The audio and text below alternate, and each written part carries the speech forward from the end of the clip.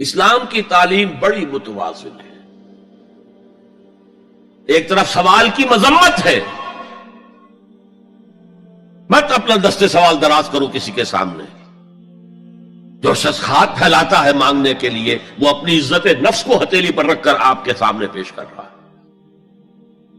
اور آپ ٹھوکر مار دیتے ہیں اس کی عزت نفس. مانگو اللہ سے، اللہ کسی کے دل میں ڈالے تمہاری ضرورت پوری کر سکتا ہے، بغیر اس کے کہ تم کسی کے سامنے دستے سوال دراز کرو. تو سخت مذمت ہے. اور خاص طور پر بیگری جو ایک انسٹیٹیوشن بن گیا ہے، ایک پیشہ بن گیا ہے، وہ تو اسلام کی تعلیمات کے منافی ہے. اور جس طرح کی ہم خیرات بانٹتے ہیں، 5 روپے کا نوٹ دے رہے ہیں مانگنے والوں کو مسجدوں کے باہر، سمجھ رہے ہم نے حاتم طائی کی خبر کو لات مار دی، حالانکہ حقیقت میں آپ انسٹیٹیوشن آف بیگری کو سپورٹ کر رہے ہیں.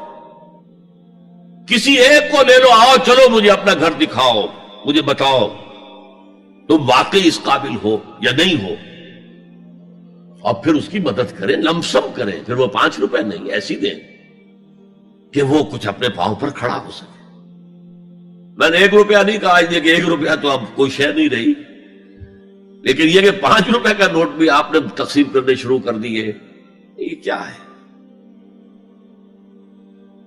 وَالسَّائِلِينَ وَفِي الرِّقَابِ. لیکن دوسری طرف سائل کو جھڑکنا نہیں ہے. اما السائل فلا تنہر، جھڑکو نہیں. اچھا بھائی نہیں، معاف کرو، میرے پاس اس وقت آپ کی مدد کے لیے کچھ نہیں ہے، میں کچھ نہیں کر سکتا. تو ان دونوں کے درمیان اصل میں معاملہ ہونا چاہیے. بلکہ یہاں تک بھی فرمایا سائل کو ضرور دو، چاہے وہ گھوڑے پر سوار ہو کر تمہارے دروازے پہ آیا. کیا پتا اس کی واقعی الجھن کیا ہے. تو سوال کی مذمت اور سائل کو جھڑکنے کی ممانعت. حتی الامکان خالی ہاتھ نہ لوٹاؤ، اس نے اپنی عزت نفس اپنی ہتھیلی پر رکھ کر تمہاری سامنے پیش کر دیا، اسے ٹھوکر نہ مارو. لیکن جیسا کہ میں نے عرض کیا، یہ انسٹیٹیوشن آف بیگری جو ہے یہ ایک علیحدہ شے ہے، بالکل اس کا اس سے کوئی تعلق نہ سمجھیے. وَفِي الرِّقَابِ، رقاب جمع ہے رقبہ، گردن. فَكُّ رَقَبَةٍ أَوْ إِطْعَامٌ فِي يَوْمٍ ذِي مَسْغَبَةٍ يَتِيمًا ذَا مَقْرَبَةٍ أَوْ مِسْكِينًا ذَا مَتْرَبَةٍ. فَكُّ رَقَبَةٍ، کسی کی گردن چھڑا دینا. اس وقت سب سے بڑی ایپلیکیشن اس کی تھی غلاموں کو، کنیزوں کو اپنے پیسے سے خرید کر آزاد کر دینا. بہت بڑی نیکی، بہت بڑی نیکی. اور حضرت ابو بکر رضی اللہ تعالیٰ عنہ کے دفتر فضائل میں سب سے اونچا کام یہ ہے کہ جن غلاموں کو اور جن کنیزوں کو ستایا جا رہا تھا، their owners, their masters، ان کے آقا کو حق حاصل تھا، جو چاہے کریں ان کے ساتھ، قتل کرنے کوئی پوچھنے والا نہیں ہے. میں پہلے بھی عرض کر چکا ہوں، میری ملکیت ہے، جیسے میری بکری میری ملکیت ہے، میں نے اس کو ذبح کیا، گوشت کھا لیا، تم کون ہوتے ہو پوچھنے والے؟ میرا غلام تھا، میں نے قتل کر دیا، تم کون ہو پوچھنے والے؟ ان کو حضرت ابو بکر نے خرید کر آزاد کیا اور منہ مانگے دام دیے. حضرت بلال کے لیے امیہ ابن خلف نے اتنی بڑی رقم مانگی، حضرت ابو بکر نے کہا ٹھیک ہے لو. باپ نے کہا بھی ابو قحافہ نے، ابو بکر کو کوئی غلام خریدنا ہی تھا تو کوئی طاقتور آدمی جو کام آ سکے کہیں، اس کو خریدنا چاہیے. انہیں کیا پتا ابو بکر کس لیے خرید رہا اور کس کے لیے خرید رہا. آج کے دور میں اس کی اپلیکیشن ہوگی. کوئی شخص جو ہے اگر قرض میں اس طرح جکڑا جائے کہ لاکھ ہاتھ پاؤں مارے نکل نہیں سکتا، اس کو کوئی لمپ سم مدد دے کر اس قابل کیا جائے کہ وہ پھر اپنے پاؤں پر کھڑا ہو جائے. یہ نہیں کہ اسے آپ ہر مہینے کچھ رقم دیتے رہے مینٹیننس کے لیے، نہیں، اس سے تو وہ اسی پوزیشن میں رہے گا. یہ بعض مائنورٹی کمیونٹیز کے اندر یہ معاملہ موجود ہے. کوئی بھائی اگر گر گیا ہے کاروبار میں تو اس کی پھر ایسی مدد کی جائے کہ وہ پھر آپ کی صف میں آ کر کھڑا ہو جائے. Respectable members of your community, وہ اس شکل میں پہنچ جائے. یہ بھی فک و رقبۃ اس کی ذیل میں آج کل آئے گا.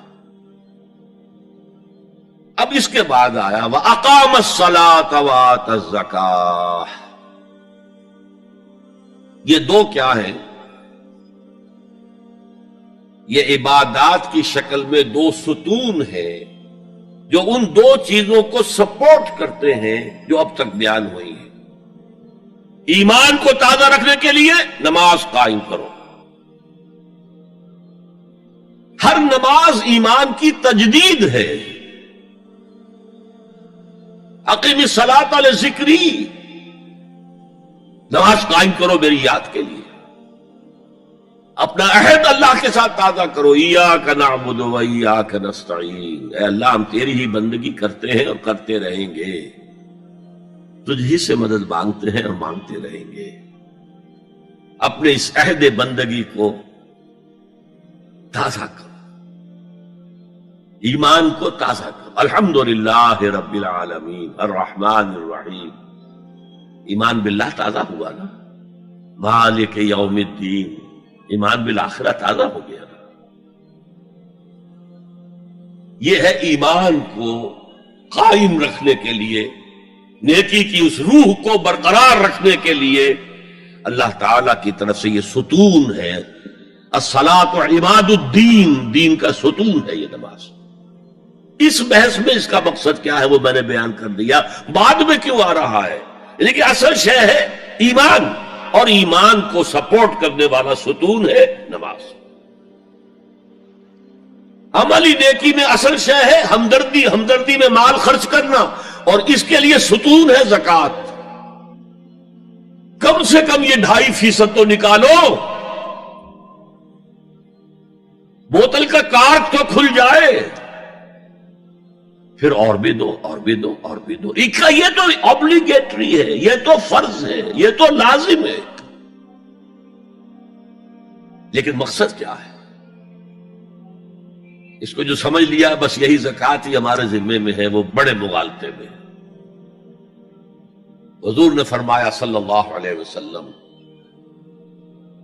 ان فی المال حقا سوى الزکوٰۃ. اے مسلمانوں یہ نہ سمجھنا کہ بس زکوٰۃ ادا کر دی تو تمہارے مال کا سارا حق ادا ہو گیا. ان فی المال حقا سوى الزکوٰۃ، تمہارے اموال میں حق ہے اللہ کا زکوٰۃ کے علاوہ بھی. اور پھر آپ نے یہ آیت پڑھی وَآتَى الْمَالَ عَلَىٰ حُبِّهِ ذَوِي الْقُرْبَىٰ وَالْيَتَامَىٰ وَالْمَسَاكِينَ وَابْنَ السَّبِيلِ وَالسَّائِلِينَ وَفِي الرِّقَابِ وَأَقَامَ الصَّلَاةَ وَآتَى الزَّكَاةَ. یہاں آتَى الزَّكَاةَ تو ہے ہی ہے، اس سے پہلے جو آ رہا ہے یہ سرپلس ہے، اس سے آگے کی بات ہے، یہ ایڈیشنل ہے. اسی لیے جب انفقوا انفقوا انفقوا انفقوا انفقوا کی جو تکرار ہوتی ہے قرآن مجید میں، تو ایک جگہ پھر سوال کیا صحابہ نے کتنا خرچ کرے حضور؟ فرمایا قل العفو، کہہ دو جو بھی ضرورت سے زائد دے ڈالو. Don't accumulate, don't retain any thing.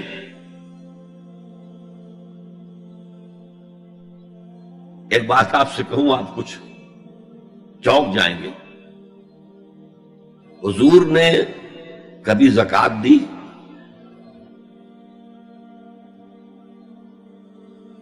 کبھی نصاب کے بقدر پیسہ آپ کے پاس جمع ہوا کہ آپ پر زکوٰۃ واجب ہوتی؟ ایسی عجیب بات ہے. ارکان دین میں سے ایک رکن سرے سے غائب. کبھی آپ نے مال رکھا ہی نہیں. حضور کا اسوہ ہم جانتے ہیں، مسواک کر لی ہے، پانچے جو ہے ٹخنے سے اوپر کر لیے ہیں، یہ اسوہ ہے. ہاں ہے، یہ بھی ہے، ٹھیک ہے، سنت ہے. اسوہ تو یہ ہے. اور صرف آپ کا نہیں، جنہیں ہم کہتے فقراء صحابہ، ابو ہریرہ، ابو ذر، سلمان فارسی، علی رضی اللہ تعالی عنہ اجمعین، یہ فقراء صحابہ میں سے تھے. کبھی کچھ نہیں رکھا اپنے پاس. میں نے بتایا تھا آپ کو شاید کہ حضرت علی کی جب شادی ہو رہی تھی حضرت فاطمہ سے کوئی مکان تھا ہی نہیں، کہاں لے کے جائیں؟ ایک انصاری نے ایک حجرہ دیا ہے اپنے مکان کا، اس میں حضرت فاطمہ ودا ہو کر گئی. He didn't have any home. ابو ذر وہ تو دوسری انتہا کو چلے گئے تھے. قانون یہی ہے، حلال سے کماؤ، اگر ایک حد سے آگے بڑھ جائے تو زکات دے دو، باقی تمہارے اختیار میں ہے، دینا چاہو دو، نہ دینا چاہو رکھو اپنے پاس. قانون اس سے زیادہ آپ کو پابند نہیں کرے گا. کبھی بھی آپ نے جبر نہیں کیا، ایمرجنسی میں بھی جبر نہیں کیا. ایک واقعہ آتا ہے کہ حضور کو کئی وقت کا فاقہ تھا. تھوڑی دیر کے بعد حضرت ابو بکر آئے، آپ نے چہرے سے پہچان لیا کہ فاقے سے. پھر حضرت عمر آئے، پہچان لیا کہ فاقے سے. شاید حضور خود اپنے لیے نہ اٹھتے نہ جاتے، اپنے دونوں ساتھیوں کو لے کر ایک انصاری کے باغ میں پہنچ گئے. انصاری کی عید ہو گئی،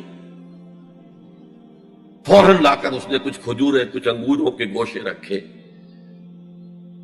اس کے بعد وہ دوڑا چھری لے کر کسی جانور کو ذبح کرنے کے لیے. یہ ساری تفصیلیں میں کیا بتا رہا ہوں. مال یہ نہیں تھا کہ مدینے میں سبھی فاقے سے تھے، موجود تھے جن کے پاس مال تھا، لیکن جبرن آپ نے کسی سے کچھ نہیں لیا. جب وہ چھری لے کر چلا، فرمایا دیکھنا کسی دودھ والے جانور کو نہ ذبح کرنا. بہرحال کچھ دیر کے بعد وہ گوشت پکا کر لایا، روٹیاں رکھی. اس کے بعد حضور نے ایک روٹی پر چند بوٹیاں رکھ کر کہا یہ عائشہ کو دے آؤ، اسے بھی کئی وقت کا فاقہ ہے. اور پھر حضرت عمر کی طرف رخ کر کے کہا عمر یہ ہے وہ نعمتیں جس کا حساب دینا پڑے گا اللہ کے ہاں. وَأَمَّا بِنِعْمَةِ رَبِّكَ فَحَدِّثْ، اور یہ جو فرمایا گیا الہاکم التکاثر میں نعمتوں کا حساب لیا جائے. وَلَا تُسْأَلُنَّ يَوْمَئِذٍ عَنِ النَّعِيمِ، فرمایا یہ نعمتیں ہیں. یہ ہے اصل میں انفاق کا معاملہ. آپ کے اس پر چھوڑ دیا گیا ہے. جتنا بھی آپ میں جذبہ ہے، جتنا بھی آخرت کا یقین ہے، اتنا ہی آپ پسند کریں گے کہ آخرت کے بینک میں جمع کرائیں، یہاں کے بینکوں میں کیوں جمع کرائیں. یہاں کتنا دے دیں گے آپ کو؟ 10%، 20%. وہاں 700% ملتا ہے. 700% نہیں، 7000، 700 گنا. Why to keep it in these banks؟ حضرت مسیح کا جو پہاڑی کا واس بہت مشہور ہے، سرمن آف دا ماؤنٹ، بڑے پیارے الفاظ ہیں. میں آپ سے اپنا تاثر عرض کیے بغیر نہیں رہ سکتا. جہاں تک مواعظ کا تعلق ہے، جو حضرت مسیح کے مواعظ آئے ہیں ان سے اونچے واعظ کوئی ممکن نہیں. اسی میں یہ جملہ بھی ہے، دیکھو اپنا مال زمین پر جمع نہ کرو، جہاں چوری بھی ہوتی ہے ڈاکہ بھی پڑتا ہے، کیڑا بھی خراب کرتا ہے. آسمان پر جمع کرو جہاں نہ چوری کا اندیشہ، نہ ڈاکے کا خوف، نہ کیڑا خراب کر سکے. اس لیے کہ میں تم سے سچ کہتا ہوں کہ جہاں تمہارا مال ہوگا وہیں تمہارا دل ہوگا. مال یہاں ہوگا تو دل اٹکا ہوا ہوگا، اور فرشتے اس طرح گھسیٹ کر کھینچیں گے آپ کی جان کو جیسے کہ سیخ پر سے کباب کھینچا جاتا ہے. اور اگر دل وہاں لگا ہوا ہے جس کے لاکھوں کروڑوں ڈالر سوئس بینکس میں جمع ہے، اسے کہا جائے نکل جاؤ پاکستان سے، اسے کوئی تکلیف ہوگی؟ نکل جاؤ فلاں ملک سے، ملک بدل کرتے تو کیا تکلیف؟ میرے بینک کے اندر پیسے ہیں. البتہ جس کا باہر کچھ نہ ہو، اسے اگر یہ دی جائے سزا تو اس کی تو جان پر بن جائے گی.